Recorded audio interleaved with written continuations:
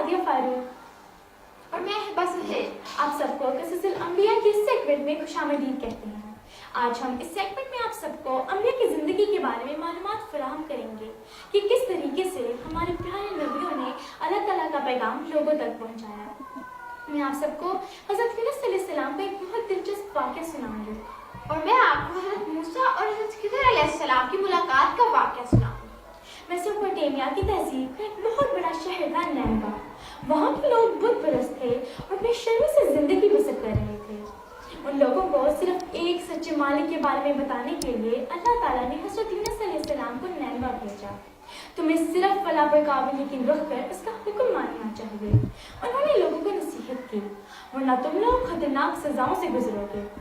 मगर शहर के लोगों को ये बात पसंद न आई कि कोई उनकी इबादत के तरीकों में दखल अंदाजी करे।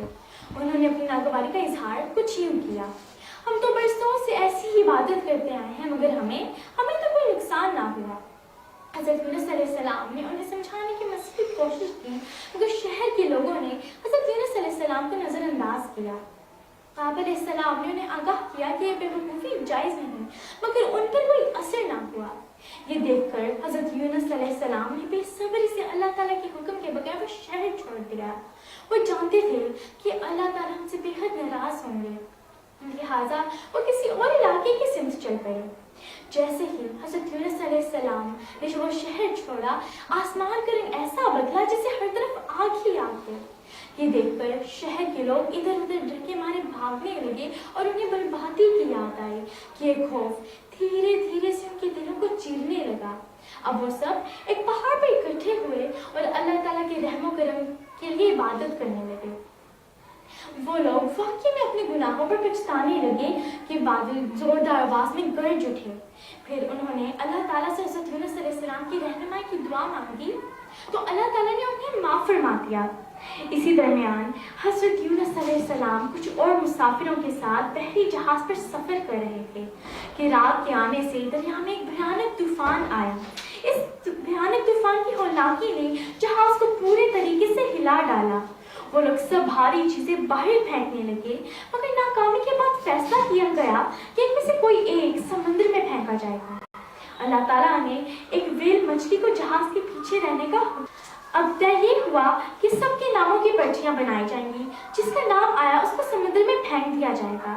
जब सब पर्चियों में से एक पर्ची निकाली तो सबसे पहले हज़रत यूनुस अलैहिस्सलाम का नाम आया, मगर उनके वकार और बुलंद रुतबे की बदौलत फिर से एक पर्ची निकालने का फैसला किया गया। मगर दूसरी दफ़ा भी हज़रत यूनुस अलैहिस्सलाम का नाम आया। फिर तीसरी दफ़ा भी एक और पर्ची निकालने में हज़रत यूनुस अलैहिस्सलाम का ही नाम आया तो उन्हें फ़ौरन अल्लाह ताला की रज़ा का इल्म हुआ तो वो खुद ही कूद गए। जैसे ही वो समंदर में कूदे तो व्हेल मछली आई और उन्हें निगल गई। व्हेल मछली ने अपने दांत ऐसे बंद किए जैसे लगा किसी कैदगाह का ताला लगाया जा रहा है।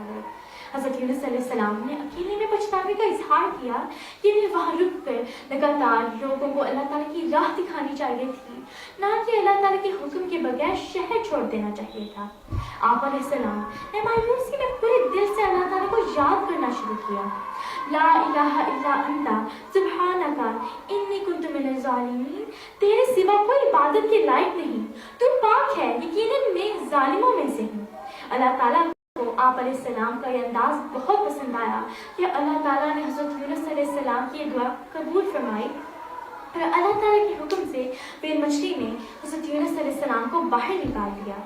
व्हेल के पेट में रहने की वजह से वो काफ़ी दुबले हो चुके थे, मगर अल्लाह ताला ने समंदर के किनारे एक बेल उगा दी जिस बेल ने उन्हें फल दिए, जिसकी बदौलत वो सेहतयाब होकर उन्होंने वापस नैनवा का रास्ता इख्तियार किया।